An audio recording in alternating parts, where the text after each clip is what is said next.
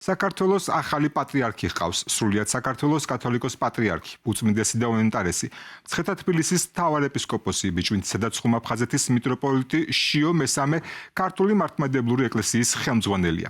მიტროპოლიტი შიო კათოლიკოს პატრიარქმა ილია მეორემ სიცოცხლეშივე 2017 წელს მოსაყრედ გამოარჩია. სენაკისა და ჩხოროწყუს მიტროპოლიტს 39 დელეგატიდან ხმა 22-მა მისცა. პატრიარქად არჩევის შემდეგ მან პირველ განცხადებაში მრევლს ლოცვის გაძლიერებისკენ მოუწოდა და ინტრონიზაციის თარიღი დაასახელა.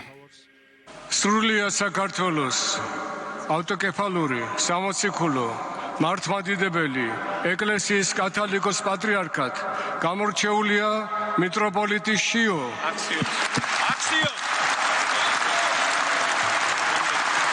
ყოვლად სამღვდელო და მაღალ ყოვლად სამღვდელო მეუფენო, ძვირფასო დელეგატებო, მიუმართავთ ახლად გამორჩეულ კანდიდატს.